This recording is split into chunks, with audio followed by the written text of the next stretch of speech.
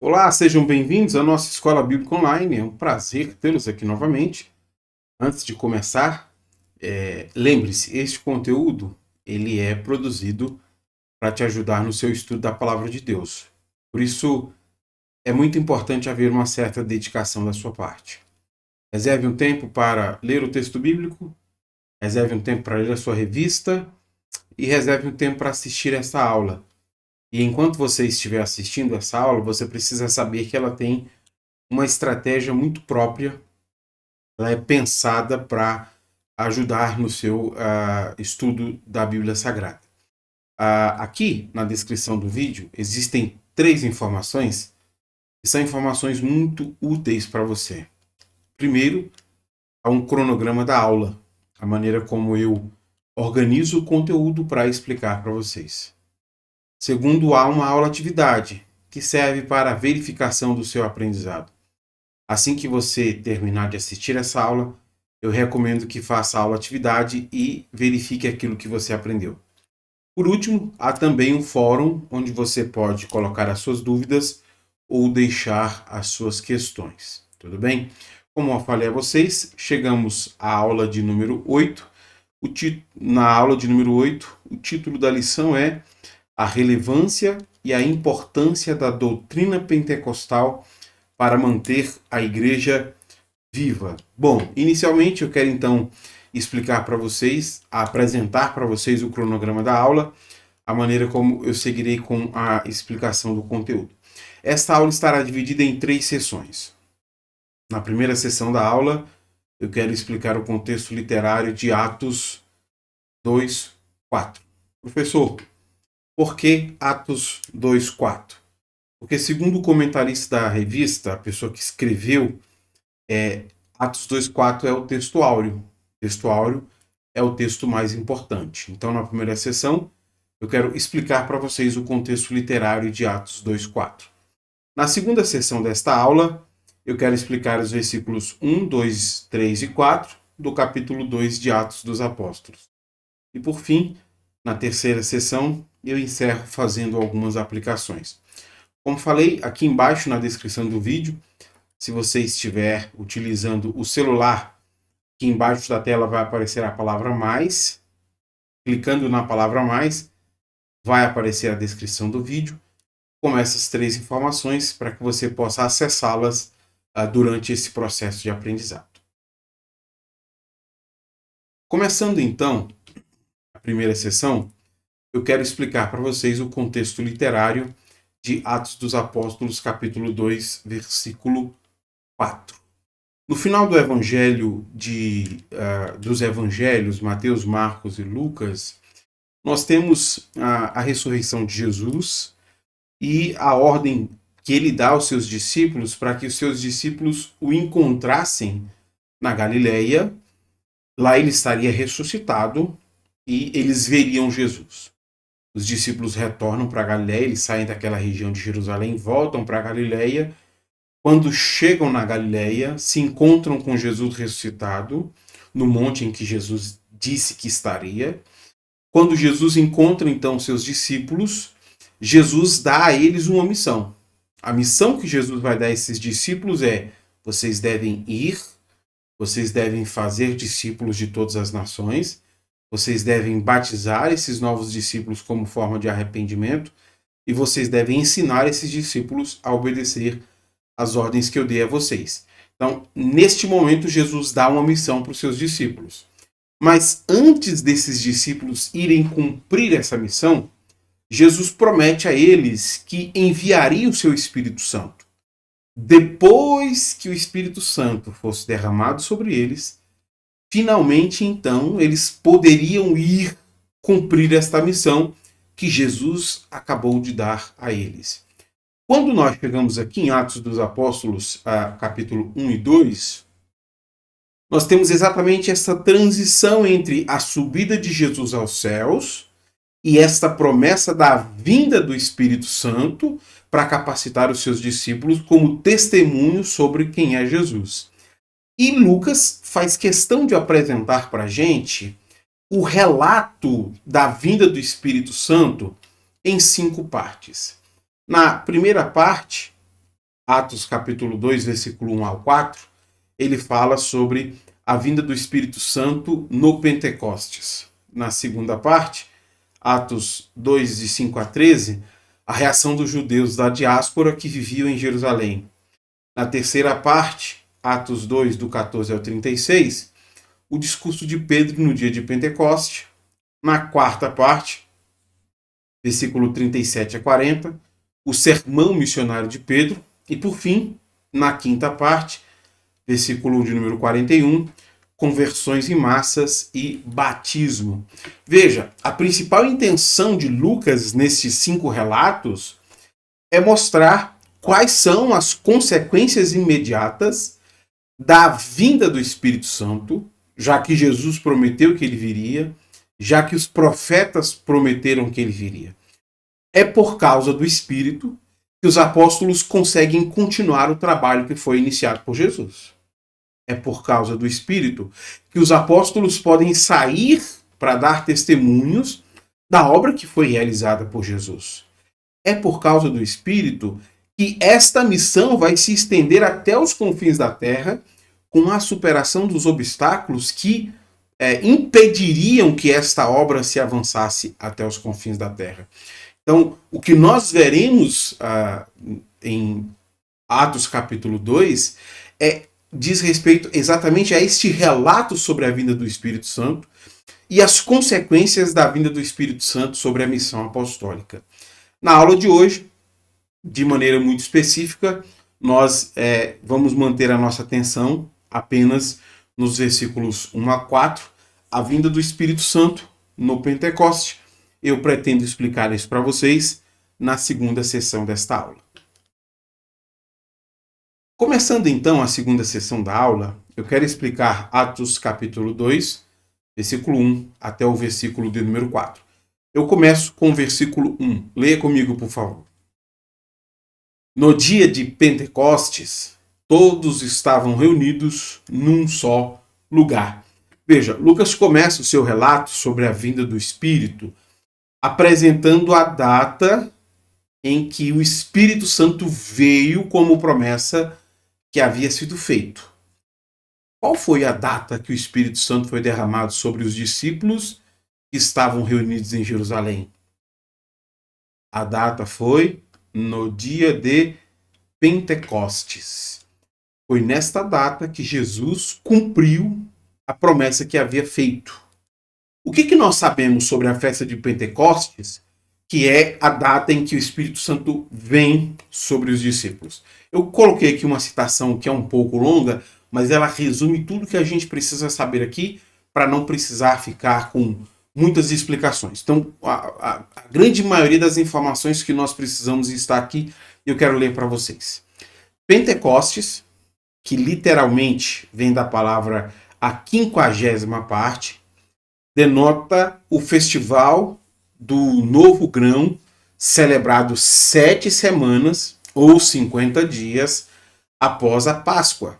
Por isso, Pentecostes. Pentecostes, a festas das semanas, era o segundo dos 3 grandes festivais de peregrinação de Israel.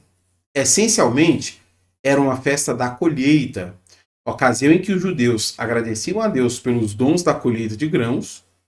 Como Israel chegou ao Monte Sinai no 3º mês após deixar o Êxodo, que está relatado em Êxodo 19:1, ou seja, no 3º mês após a Páscoa, o festival de Pentecostes acabou sendo associado à celebração da entrega da aliança e, portanto, ao dom da lei dada no Sinai. Então veja, a festa de Pentecostes começava no sábado à noite, 50 dias após a festa da Páscoa. Apesar da festa começar no sábado à noite, a promessa se cumpre no domingo de manhã, às 9 horas da manhã. Sabemos também que haviam 3 festas anuais onde o judeu viajava a Jerusalém para participar dessas festas. Então são festas de peregrinação, né? As pessoas saíam dos lugares mais distintos, faziam sua viagem a Jerusalém para celebrarem por algum motivo. Essa festa de Pentecostes é a segunda festa de peregrinação. As pessoas que iam à festa de Pentecostes iam para agradecer a Deus pela colheita de grãos. Por associação, essa festa passou a representar também o momento em que eles celebram a entrega da lei no Monte Sinai. Resumindo, Atos 2, Deus decide cumprir sua promessa de enviar o Espírito em uma ocasião festiva. Havia em Jerusalém muitas pessoas celebrando a colheita e provavelmente também a entrega da lei do Senhor. E essa é uma a segunda festa de 3 das festas anuais em que as pessoas fazem peregrinação. Além de mencionar a data, que nós acabamos de saber o que é essa festa de Pentecostes, Lucas também menciona um outro aspecto que estava presente nesse dia. Eu repito a leitura e peço que você tente identificar outro aspecto importante aqui. No dia de Pentecostes, todos estavam reunidos num só lugar. No dia que Deus decidiu cumprir sua promessa, qual é o segundo aspecto que é mencionado por Lucas nesse texto como um aspecto importante? O segundo aspecto mencionado por Lucas que é importante é que estavam todos reunidos num só lugar, como uma assembleia. E este será um aspecto importante da comunidade cristã, que a comunidade vai estar frequentemente se reunindo no mesmo lugar. A partir daqui, nós vamos ouvir isso com uma certa frequência. Eles estão reunidos no mesmo lugar, como uma comunidade de oração, como uma comunidade de aprendizado, como uma comunidade de assistência, como uma comunidade de comunhão. Pelo que é dito no capítulo 1, versículo 15, nós sabemos que esta comunidade tem em torno de 120 pessoas que se reúnem e não são nominalmente identificados lá no capítulo 1, versículo 15. Mas nós sabemos que eram os apóstolos, várias mulheres que seguiam a Jesus e outros seguidores que Jesus fez ao longo do seu ministério. Também não é mencionado o nome do lugar onde eles estavam reunidos, mas no capítulo 1, versículo 13, se nós levarmos em consideração as palavras que são ditas lá, provavelmente eles estão reunidos em uma sala que é no andar superior de uma casa onde eles estavam hospedados. Essas informações, então, são dadas no capítulo 1 e provavelmente elas aparecem para a gente aqui como informações complementares. A partir do versículo de número 2, Lucas narra quais serão os sinais que foram percebidos por eles enquanto o Espírito Santo é derramado e Deus está cumprindo a promessa que havia feito de derramar o seu Espírito. De repente, veio do céu um som como de um vento poderoso, como de um poderoso vendaval, e encheu a casa onde estavam sentados. Aquela reunião que os discípulos estavam ali realizando juntos, ela é interrompida de repente. Sem que ninguém esperasse, eles ouvem um som que veio do céu. Não foi um som produzido por eles, porque aquele som era o som de um vento forte e violento que se movia de maneira rápida. Lucas não está dizendo aqui que havia um vento forte soprando sobre eles, nem que esse vento era o Espírito.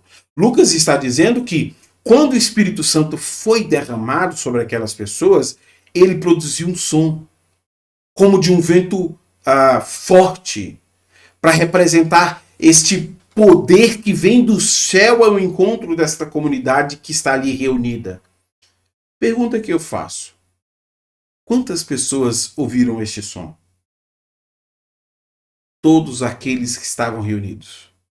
Porque o som, olha só, encheu a casa onde estavam assentados. Esta casa ficou cheia, todos dentro da casa conseguiram ouvir o som e todo mundo está percebendo que este som é o som de algo poderoso que vem do céu. Mas, além de todos ali terem ouvido o som, o versículo de número 3 também vai dizer para a gente que eles viram alguma coisa. Então, surgiu algo semelhante a chamas ou línguas de fogo que pousaram sobre cada um deles. O segundo fenômeno que de repente é percebido por aquelas pessoas é descrito como uma língua de fogo. Essa descrição que Lucas faz aqui, ela está em plena conexão com o que ele escreveu no seu evangelho, Lucas 13:15, onde Lucas, lá no seu evangelho, havia dito que ele os batizaria com o Espírito Santo e com fogo. João falando sobre Jesus quando viria, né? Então todos eles estão vendo uma intensa luz trêmula que é comparada aqui a línguas de fogo que, por associação, aquelas pessoas compreendiam que tinha a ver com a promessa que Jesus havia feito. Todos escutam o som, todos veem as línguas de fogo que estão sobre a cabeça de cada um deles. Essa não é uma experiência pessoal. Essa é uma experiência comunitária. Todos estão testemunhando o cumprimento da promessa. Mas por qual motivo? Lucas descreve este fogo sobre a cabeça deles como língua. E mais uma vez eu trago uma citação que explica isso para a gente de maneira a deixar bem claro essa questão. A manifestação de línguas como fogo apareceu sobre cada um dos crentes. Isso provavelmente aponta para as línguas estrangeiras que cada um dos crentes começou a falar.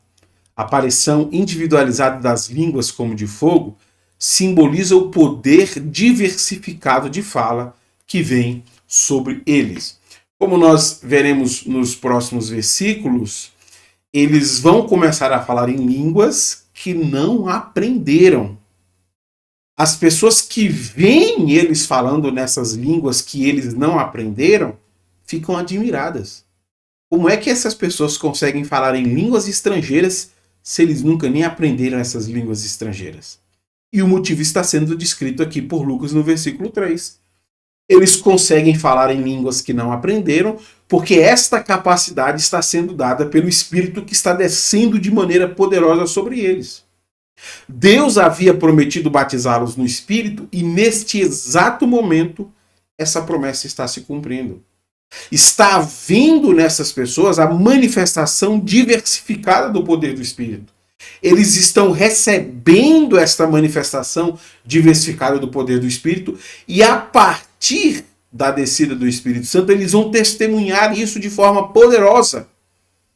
Por isso que eles conseguem falar em línguas que não aprenderam. E este é o foco de Lucas no versículo de número 4. Todos ficaram cheios do Espírito Santo e começaram a falar em outras línguas conforme o Espírito os habilitava. Vejam, além do som que todos ouvem, além das línguas de fogo que estão sobre a cabeça de todos eles, o Espírito vem sobre cada um daqueles irmãos, cada uma daquelas irmãs, numa experiência no corpo que resulta nisso que o versículo acabou de nos dizer. Quando eles são cheios, cada um começa a falar em um idioma que não havia aprendido. Como será dito para a gente nos próximos versículos, eles não estão falando em línguas incompreensíveis. Aquelas palavras que eles estão pronunciando e falando, são palavras que têm sentido. Porque as pessoas que ouvem aquelas palavras, elas ouvem e compreendem. E elas compreendem em sua própria língua materna ou em seu próprio dialeto. Isso que está acontecendo é extraordinário. Eles estão falando em idiomas que nunca aprenderam e as pessoas estão entendendo aquilo que eles estão falando do seu próprio idioma. O versículo também diz para a gente que os crentes que falavam nessas línguas, eles falavam à medida que o Espírito Santo ia lhes dando. Ou seja, aquilo não era inventado da cabeça deles. Aquilo não foi ensinado por alguém. Foi o Espírito Santo quem os capacitou a fazer aquilo. E isso é um ponto importante desta manifestação espiritual e do cumprimento da promessa que vai ser explicado por Pedro mais à frente. Para encerrar a explicação, eu quero encerrar com uma questão que é uma questão que tem sido debatida sobre esse texto, e eu queria ler aqui o Craig Keener, que é um especialista do Novo Testamento, nos falar sobre essa questão que tem sido debatida e oferecer aqui rápidos esclarecimentos sobre essa questão, e aí eu parto então para a aplicação. Qual é a questão que tem sido debatida? A intenção de Lucas é demonstrar a presença do Espírito por meio das línguas, não ensinar que as línguas sempre acompanharão o Espírito. Lucas, afinal, omite sua menção em Atos 8:17. Lucas fez uma conexão vendo as línguas como um sinal frequente e teologicamente normal, embora não necessariamente obrigatório, do empoderamento especial do Espírito para o ministério transcultural.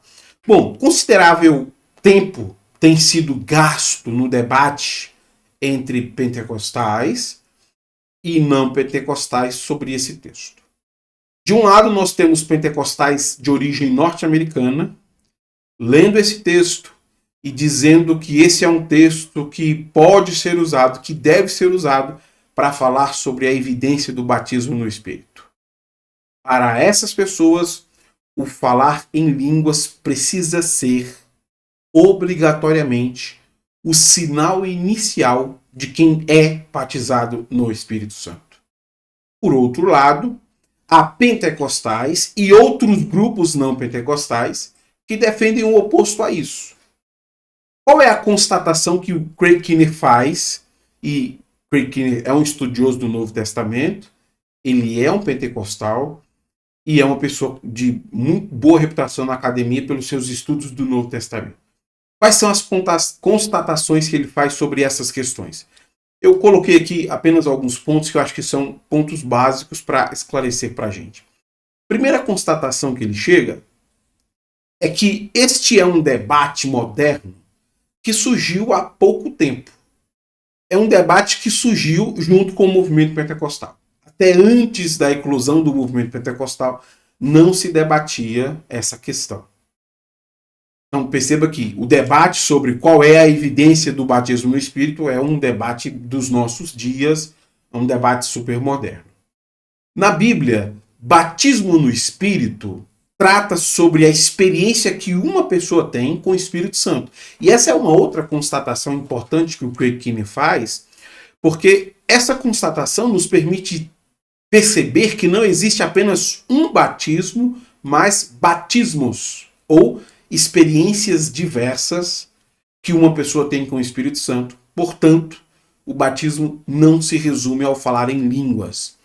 A pessoa pode ser batizada no Espírito falando em línguas, mas a pessoa também pode ser batizada no Espírito com outra evidência ou com outro dom. Apesar de tudo que a Bíblia diz sobre a diversidade de experiências no Espírito, este parece ser um debate de irreconciliáveis. Nesse debate, muitos dos argumentos se limitam apenas às visões teológicas, à maneira como cada um compreende a questão. E por isso que é um debate de irreconciliáveis, porque nós estamos, em muitos casos, tentando defender a maneira como nós preferimos uns versículos e não outros. Porque essa também é uma noção que se criou nesse debate. Ou o batismo do Espírito Santo, ou o batismo no Espírito Santo é uma coisa, ou o batismo no Espírito Santo é outra. Ele não pode ser as duas. Então essa maneira cartesiana de pensar atrapalha na compreensão sobre as manifestações espirituais e nos impede de avançar sobre uma compreensão um pouco mais clara. Então perceba que depois de explicar para vocês versículo 1, 2, 3 e 4, há provavelmente pessoas que chegam aqui decepcionadas. Porque o que eles queriam é que o texto dissesse coisas que eu não disse. O professor deveria ter colocado a visão particular dele, defendido uma bandeira. Bom, pela explicação que eu dei a vocês na aula, nós vimos de maneira muito clara, dentro do contexto literário, que Lucas está narrando um momento em que Deus decidiu cumprir a sua promessa de derramar o seu Espírito. O Espírito Santo de Deus agora habita na igreja de Cristo. Este é um fato incontestável. O Espírito Santo veio como promessa escatológica. Ele se manifesta no testemunho interno de quem vê o Cristo glorificado na pregação do Evangelho, mas ele também se manifesta no falar em línguas, ele também se manifesta no dom de profecia, ele também se manifesta no dom de sabedoria e todas as maneiras como ele quiser se manifestar para aumentar a glória do nome do Filho de Deus, Jesus Cristo, o Messias.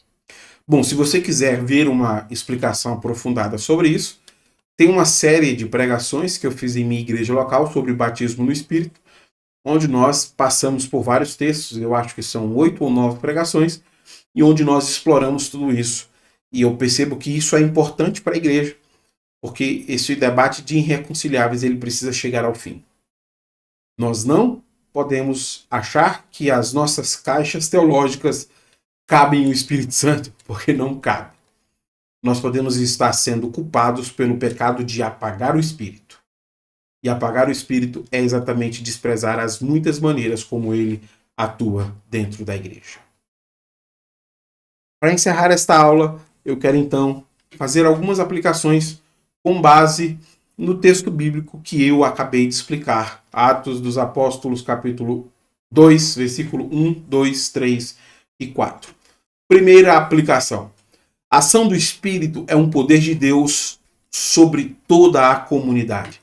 E essa primeira aplicação aqui, ela se baseia neste relato que Lucas nos fez, que todos ouviram o som, todos viram as línguas, todos foram cheios. A experiência com o Espírito não foi uma experiência individual, desconectada da comunidade. Aquilo que foi sentido por um, também foi experimentado por todos. E essa é uma característica de uma manifestação espiritual legítima.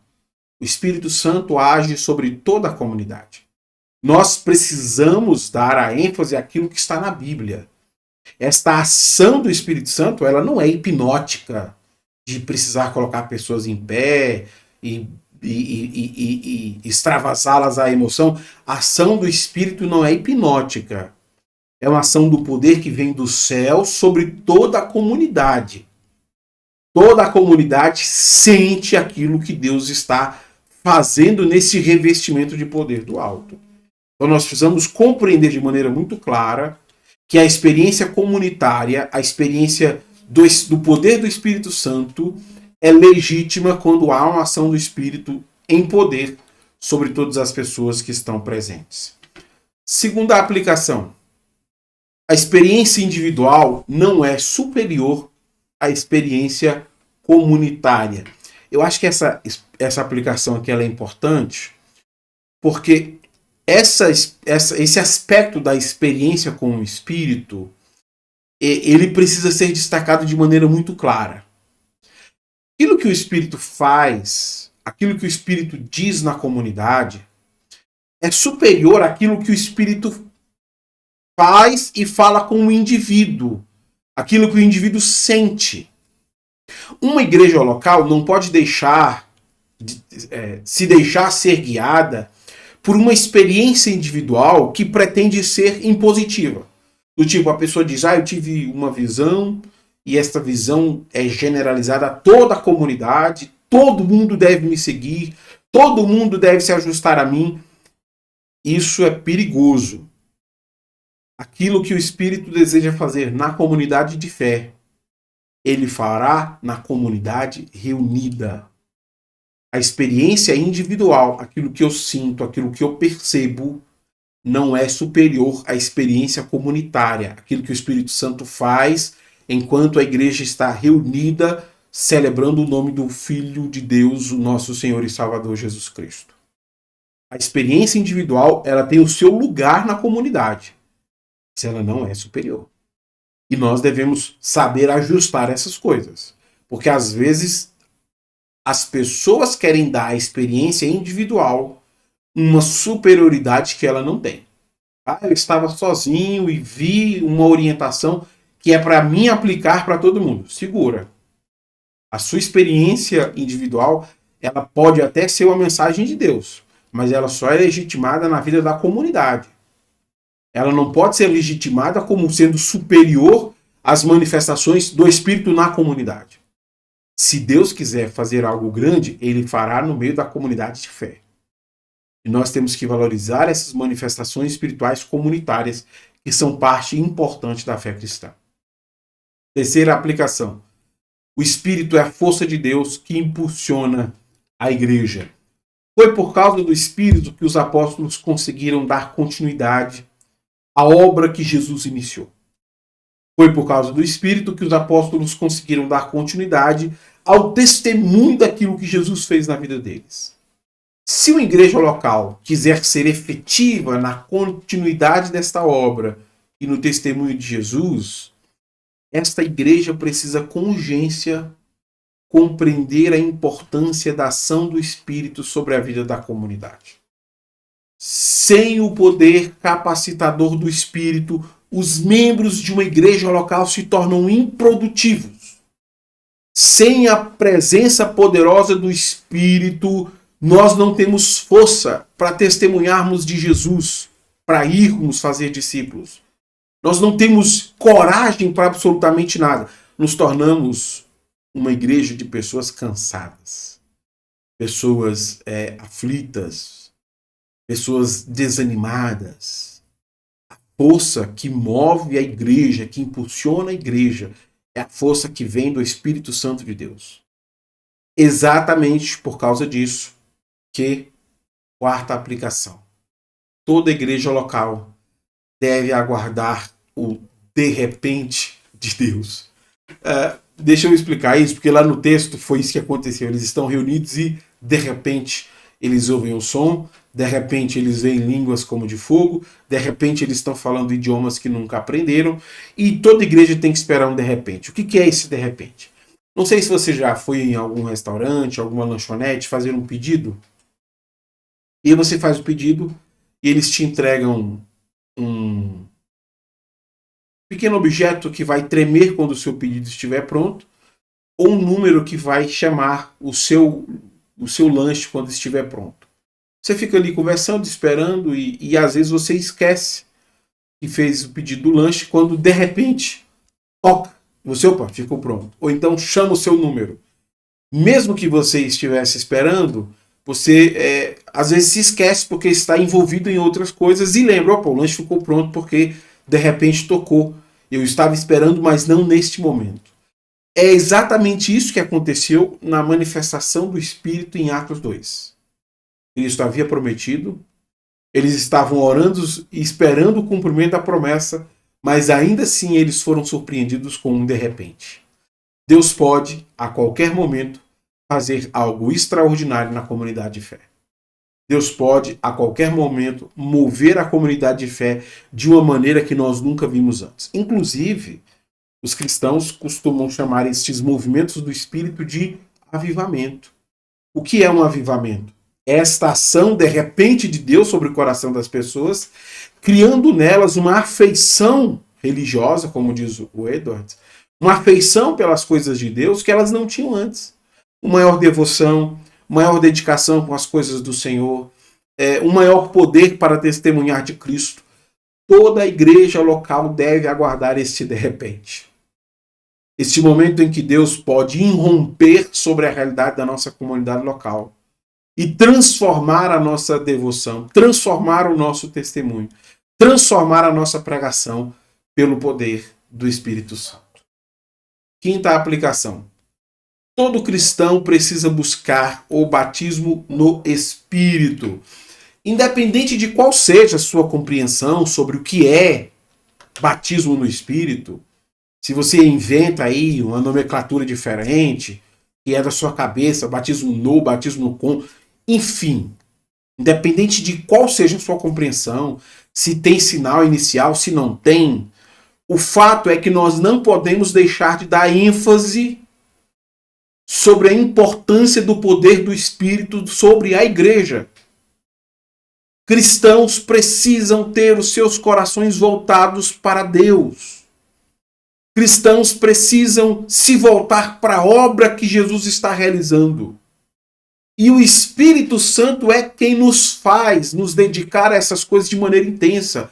É Ele que nos convence da pregação do Evangelho, é Ele que nos santifica, é Ele que produz os dons espirituais em nossa vida, é Ele que produz os frutos de conversão e de santificação em nossa vida, é Ele que produz os dons espirituais na liturgia, é Ele que está agindo em todos os aspectos sobre a igreja. Então, independente de qual é o seu posicionamento, nós temos que orar buscando este fervor espiritual. O que não dá é para nós nos tornarmos apáticos por causa de debates infindáveis. Porque às vezes o que nós estamos debatendo nos leva para uma posição espiritual de apatia espiritual. Ah, não, nós já somos batizados. Os cristãos estão vendo o Espírito Santo produzir os frutos em sua vida. Os cristãos estão vendo o Espírito Santo produzir dons espirituais na liturgia. Nós estamos conseguindo testemunhar no poder do Espírito de Cristo Jesus. Nós estamos conseguindo pregar o Evangelho em poder e as pessoas estão sendo convertidas. Se esses sinais não estão acontecendo, o problema é do seu conceito. Porque o que o Espírito Santo faz é muito claro e muito contundente. E nós devemos ler o texto bíblico como sendo para nós. Porque é uma promessa para quem vive no tempo do fim, nós. O Espírito Santo é uma promessa escatológica e nós vivemos este tempo do fim.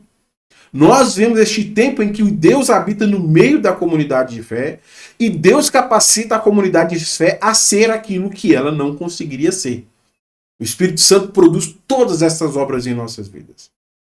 Por isso, nós precisamos tanto do batismo no Espírito. Precisamos orar para sermos revestidos com o poder do alto. Nós não podemos estar satisfeitos com uma vida espiritual apática. Essa vida espiritual que não há poder transformador de Deus em nossas vidas, em nossa comunidade. Se isso é a realidade da sua igreja local, se isso é a realidade da sua vida, o que vocês estão precisando é de batismo no Espírito. Um revestimento de poder que só o Espírito Santo pode nos dar. Apesar do Espírito Santo já ter sido dado à igreja, a Bíblia insiste em que nós sejamos cheios do Espírito. Indicando que, cada dia mais, nós precisamos ser fortalecidos com este poder do alto, para que a obra de Cristo vá se completando em nós. Sexta aplicação. Não há justificativas para não desejarmos o poder espiritual. E esse aqui é um ponto assim, importante para nós, porque a promessa do Espírito ser derramado já se cumpriu. Atos 2 é o momento em que Deus cumpre aquilo que promete. Pela bondade de Deus, pela dádiva divina, o Espírito Santo já habita com os cristãos. Por isso que nós devemos buscar ser cheios. Por isso que não há justificativa para você não desejar o Espírito Santo. Por isso que não há justificativa para você não desejar dons espirituais. O fruto do Espírito. Pregar o Evangelho com poder. Não há justificativas. E se as nossas teologias estão criando em nós essas justificativas, abandone suas teologias e volte para a Bíblia. Nós precisamos de poder para testemunhar de Jesus. A igreja precisa se tornar ativa naquilo que Cristo a chamou para fazer. Jesus prometeu isso. Enquanto vocês vão, enquanto vocês fazem discípulos, enquanto vocês batizam esses discípulos, enquanto vocês ensinam esses discípulos e enquanto esses discípulos obedecem, eu estarei sempre com vocês. Então a presença poderosa de Jesus tem que estar no meio da igreja. Não há justificativa para nós não querermos o poder daquilo que Jesus faz no meio de uma comunidade de fé. Sétima e última aplicação, e eu encerro a minha aula: nossas caixas teológicas não limitam a manifestação do Espírito Santo. Professor, o que são caixas teológicas? São maneira como nós restringimos a ação do Espírito às nossas compreensões. Todas as denominações, independente de qual seja, têm as suas caixas. As caixas dizem muito sobre as nossas filosofias exegéticas. A maneira como nós queremos ler o texto, a maneira como nós queremos interpretar o texto, e às vezes nós estamos limitando a ação de Deus às nossas próprias compreensões, como se Deus dissesse, olha, eu tenho que respeitar aquilo que eles pensaram sobre mim.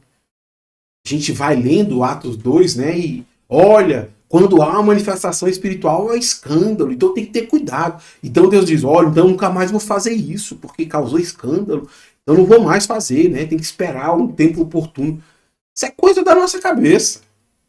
Isso é problema das nossas caixas. O Espírito Santo vai continuar dando testemunho sobre quem é Jesus no coração das pessoas.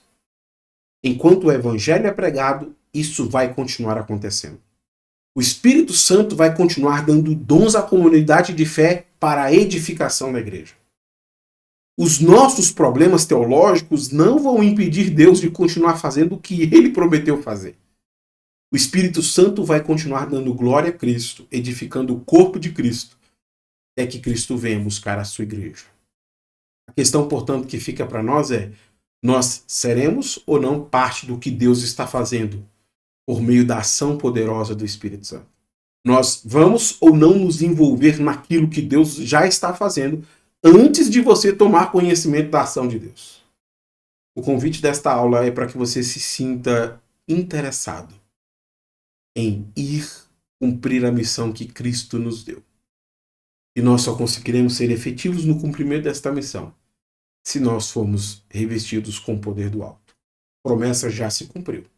O revestimento para nós precisa ser agora, para o testemunho efetivo do que Cristo tem feito por nós. Espero que este conteúdo tenha lhe ajudado. Se Deus nos permitir, semana que vem nos encontramos aqui para a nossa próxima aula. Até lá então.